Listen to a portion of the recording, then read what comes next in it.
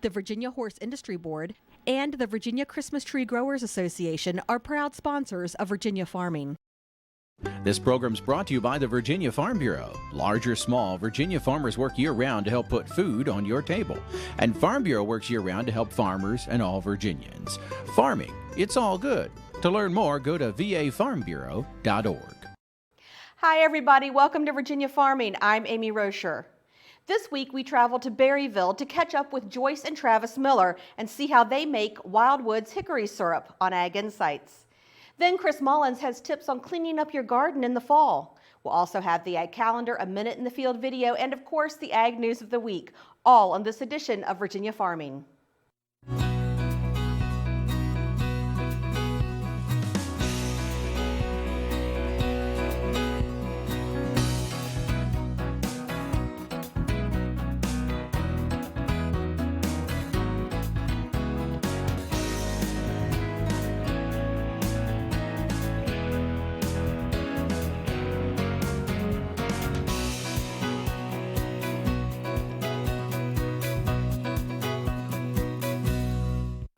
Virginia Governor McAuliffe has proclaimed November as Virginia Oyster Month. Virginia oysters have diverse flavors, from the saltiest in the waters of Chincoteague on Virginia's eastern shore to the sweet taste of Rappahannock River oysters and the rebirth of Lynn Haven oysters in Virginia Beach.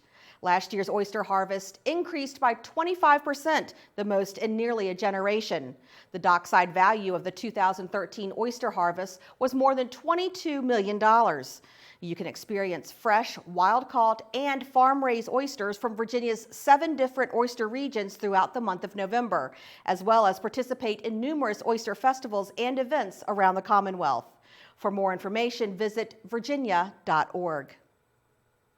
Another Virginia commodity doing well is peanuts. Growers are expecting this year's crop to be 26% larger than last year's, a great recovery from recent years of low production. If reached, Virginia would offer the largest per acre yield for any state in the country this year. The 2012 Census of Agriculture counted 170 peanut farms in 9 Virginia counties. Those farms generated $27.5 million in gross receipts that year. Well, beef trends come and go. In this segment, we hear from a meat scientist who says it's the responsibility of cattlemen to educate consumers on what's right and what's wrong. Times they are a-changin'. That includes consumer opinions, which Zoetis meat scientist Brad Morgan says cattle feeders can influence. You guys have a tremendous amount of information. You guys need to help take up for our industry. You need to have access to resources. Technology with a dose of explanation is just what the expert ordered. So we need to take up for our industry and talk about technologies. It's things that we can do to make things grow quicker, produce more inexpensive food. So we're just trying to make food affordable and make sure that people understand that we're very good at what we do, and we're very fortunate to live in this country where we can produce food. Morgan says cattlemen need to respond to consumer ideas that begin with a demand for local food, but sometimes shift to avoiding all modern technology. That may sound better than it really is. Great Britain sort of said, we're going to do that as a country. We're going to produce without using technology. We're going to also buy local. And in doing that, what happened is they produced about enough food to last the country for 8 months. So they decided, you know what, our cupboard's going to be bare in 8 months. We need to rethink this, reevaluate this. The meat scientist says market dynamics call for more days on feed that could increase the reward for producing higher quality cuts. He disputes the notion that cattlemen should just try to produce a decent hamburger. Economically, that doesn't make any sense. We cannot do that, especially whenever we have grain prices now that are $3.50, $4 a bushel for corn. So it costs 75 cents for every pound of the live animal we put on, and we can sell that for $1.50. So it makes more sense to feed the animal, put on the weight, and also in turn produce high quality beef cuts like certified Angus, for instance. What makes sense to you as a cattleman might not to non-farm consumers. Morgan suggests going to your local grocery store, talk to young people, listen to the questions and concerns of those around you. They don't know, they don't understand. So you have to be sure and communicate to the vast amount of consumers that just don't, it's not that they don't care, they just are uninformed. So make sure and take the message out there. I'm Cindy Campbell. Thanks, Cindy. Agriculture Secretary Tom Vilsack has announced extended deadlines for the Dairy Margin Protection Program. Farmers now have until December 5th, 2014 to enroll in the voluntary program. The program provides financial assistance to participating farmers when the margin, or the difference between the price of milk and the feed cost, falls below the coverage level selected by the farmer. Producers can use the online web resource on your screen to calculate the best levels of coverage for their dairy operation. Historical scenarios can also be explored to see how the margin protection program would function should poor market conditions occur again in the future. Well, syrup made from the bark of hickory trees. It sounds a little odd, but it's turned into a sweet business for Falling Bark Farm. We'll see how it's made straight ahead on Ag Insights.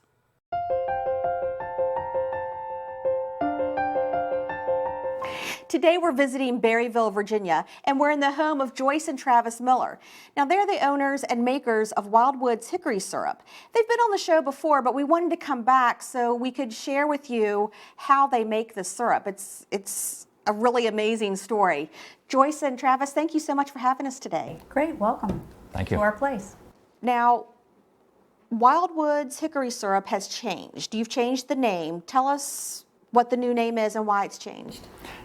Well, we initially started our little business going to a farm market. So Wildwoods Hickory Syrup came about just kind of made up driving down the road, thought it was clever for the type of product that we had, and there was no really thought into this being a viable business. And as the good fortune has come to us that the business has grown, we thought we should at least research and see if there was any infringement on someone else's business, and we discovered that there, yes, was a Wildwoods Wildwoods natural food producer in the United States. So we thought, well, let's do the right thing and pick a new name, get it trademarked and registered, and move forward from there.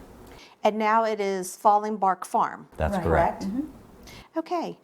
So for our viewers who may not have seen the show you were on before, you guys make syrup out of hickory bark, like this bark that's sitting right here. That's correct. Now that particular bark has come from a shagbark hickory. Our product is a product of a variety of hickories, but this particular bark sheds naturally from the shagbark hickory tree.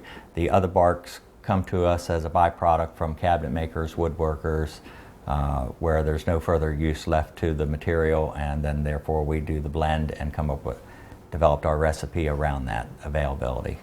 So Travis, you mentioned a recipe, but what gave you the idea to say, hey, we should be able to make syrup out of hickory bark? Well, we were actually looking at a lot of different products to take to the farm market. Hickory syrup was not on our list. So in researching those other ideas through the internet, looking for variations, things that tied in with all seasons, all different food groups, as you know, anything that you might search on the internet, sometimes you get a little distracted or off your focus and you end up with reading about something you had no intention on.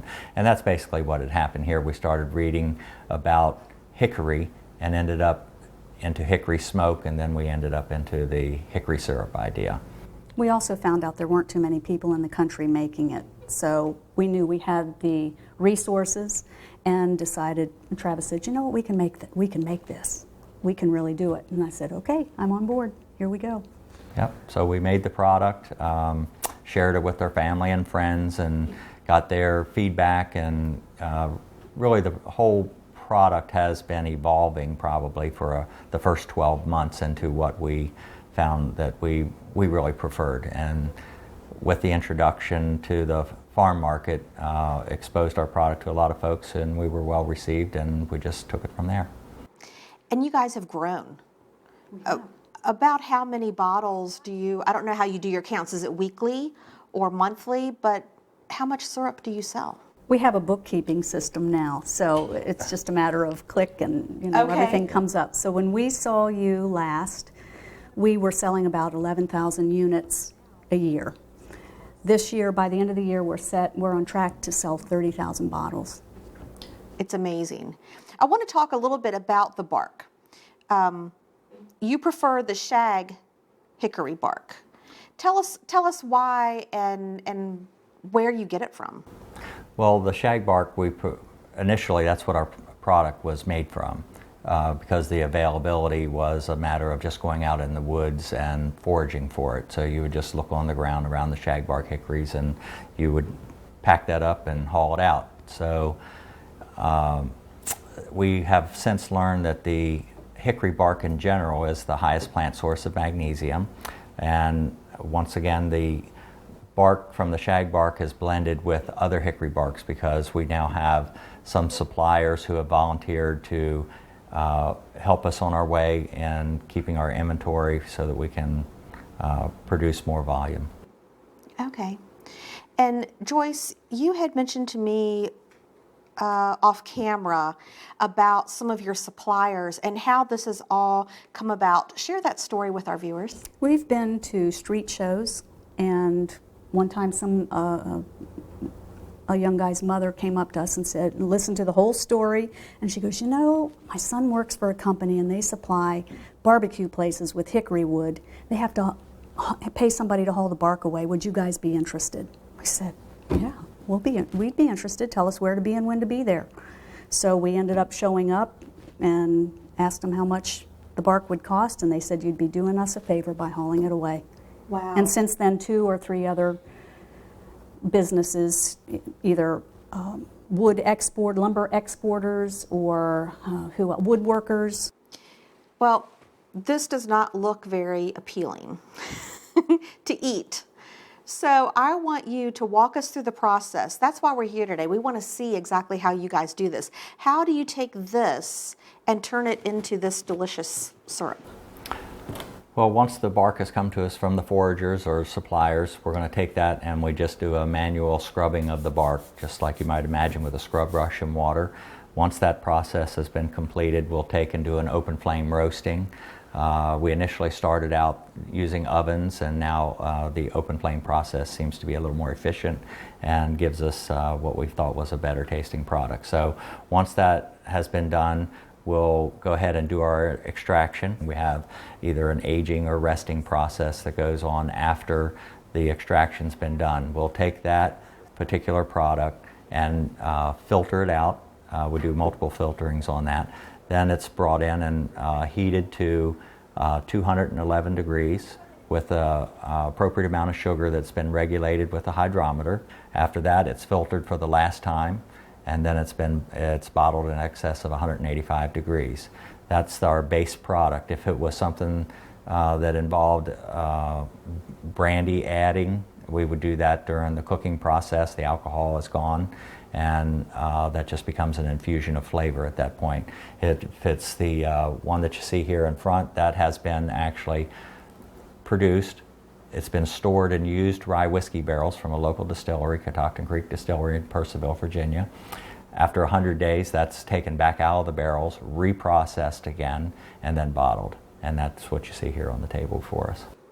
Now, how many different flavors or varieties of this syrup do you offer? Because you just talked, we have whiskey that's been infused from the whiskey barrel, yes, and brandy. Yes. And what are the others? Well, we'll take the original product that I first spoke about, and we'll bottle it with a whole vanilla bean that we put down inside each bottle. And those vanilla beans that we use are certified organic. The longer the bean stays in the bottle, the more of that infusion that takes place. So that would be a vanilla infused hickory syrup. I mentioned we do one with brandy.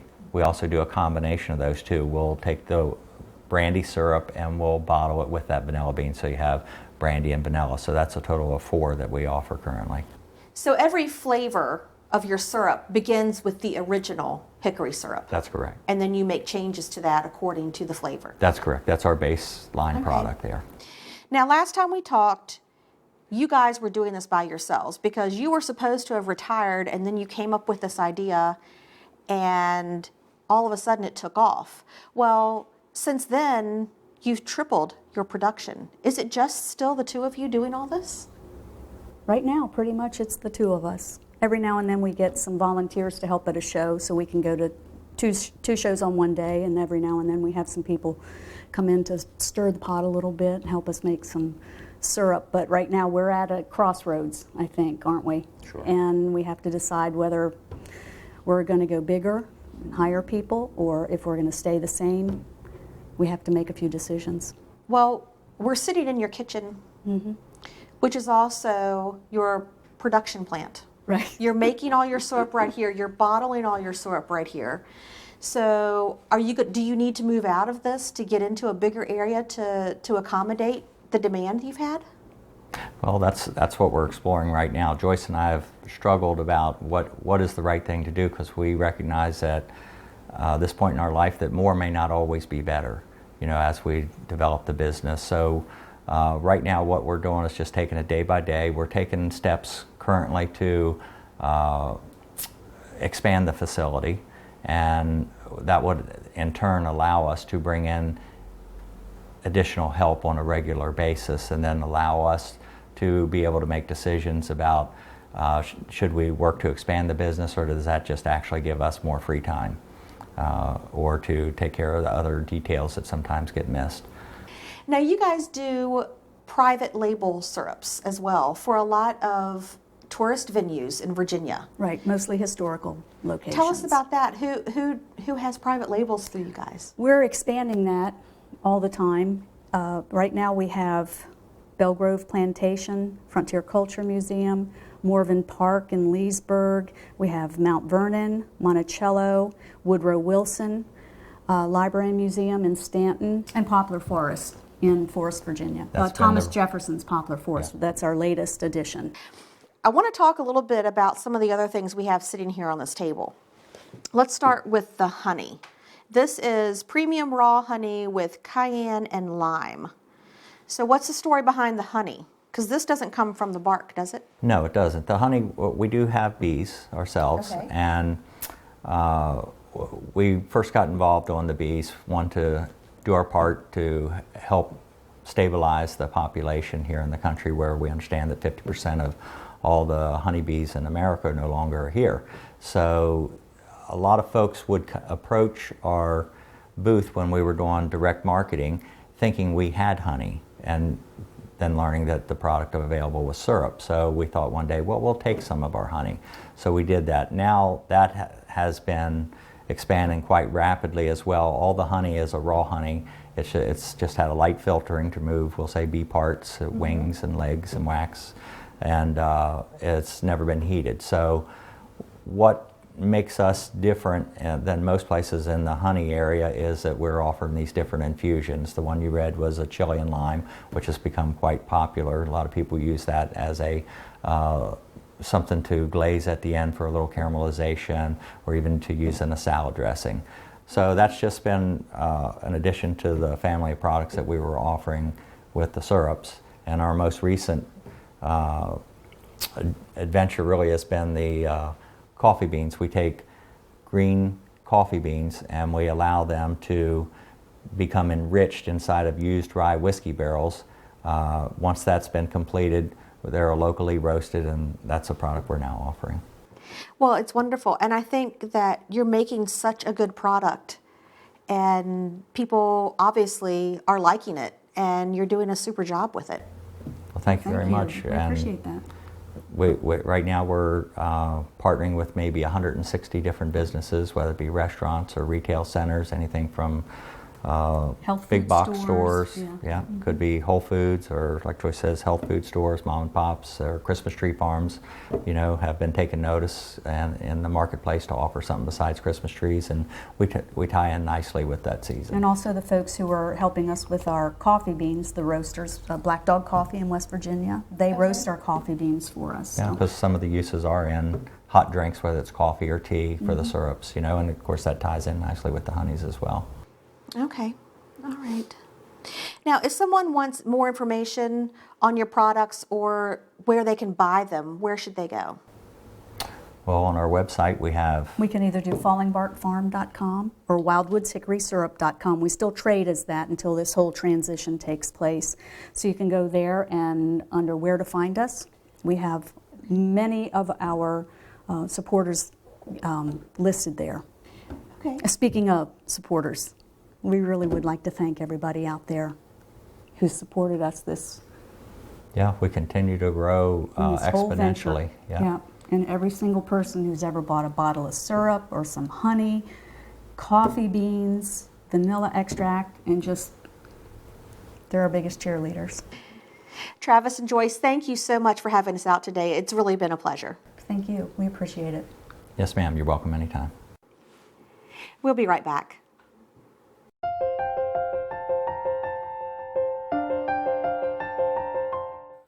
Cleaning up your garden now will make things a lot easier in the spring. Starting from the ground up, here's Chris Mullins. We're at Randolph Farm at Virginia State University, and it's starting to get a little cool outside. You've probably gone through the summer, you've had your great garden, and you're kind of finished up, and you might be a little tired. So it might be time to think about cleaning that area up and getting ready for next spring. Anything you can do now to help yourself out then is going to be a great thing. Now, some of you, though, are still growing crops into the fall, like kale and lettuce and collards and cabbage. Those things do great. But some of you might just be ready to clean that garden area up, get those things done that need to be done, and get ready for next spring. Now, one of the first things you might think about when you're cleaning the garden up and getting ready for the winter is to get all your implements, all your tools and things out of the garden. Things like tomato sticks like this. You get them up, get them out of the way, get them put away so that they'll stay straight and they won't bow on you.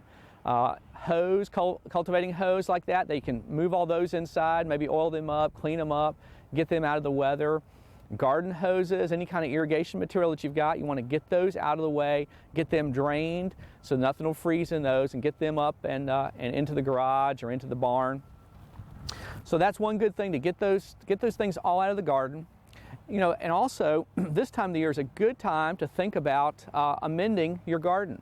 And you can start by doing a soil test and see exactly what you might need into your garden, whether you need some sort of amendment like lime, or maybe if you need some compost. Compost can be a great thing to put on in the fall.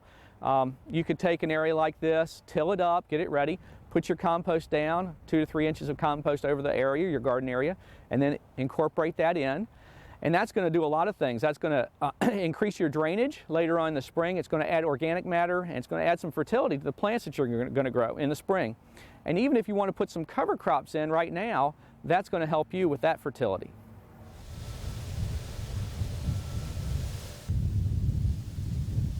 Well, this is another patch here, and you can see that we've got some peppers growing, we've got some eggplant growing. And I would encourage you, if you've got those things still growing in your garden, you keep those going as long as possible. Get that last pepper off there, get that last eggplant off there. And after you've done that and you clean up your garden like we talked about before, it might be time to try something different.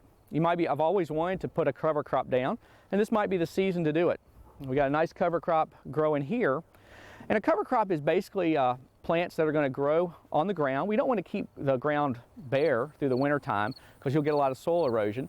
So you want to put something on it. And this cover crop can also, in the springtime, be tilled in. Maybe about 3 to 4 weeks before you plant. This can all be tilled in, and what it'll do is decompose, and it'll add organic matter to the soil, and it might even add some nutrients. So it can be a real nice addition to your garden before you plant in the spring. Some ones that you might try are like hairy vetch and rye, Austrian winter pea, some of those, and there's others that would do very well for you and can help be a good amendment to your garden for the springtime. Well, for more information about cover crops or cleaning your garden up for the winter, contact your local county extension office and talk to your master gardener. For From the Ground Up, I'm Chris Mullins, and we'll see you next time. Taking a look at the ag calendar, the 2014 Virginia Farm to Table Conference will take place December 2nd, 3rd, and 4th at Blue Ridge Community College in Weir's Cave. The 3-day event will focus on nutrition, health, and sustainability from the ground up and will present many opportunities for discussions, learning, and networking. Registration and information can be found at the web address on your screen. That does it for our show. Thanks so much for watching and have a great week. I'm Amy Rocher for Virginia Farming.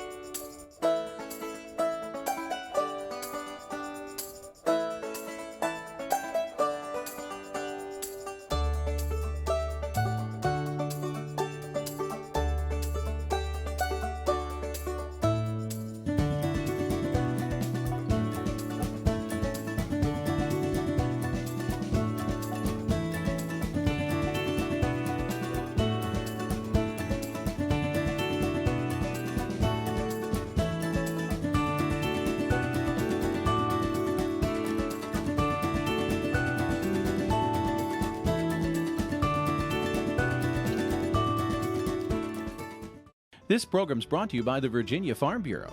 From apples to zucchini, Virginia farmers work hard to put food on your table.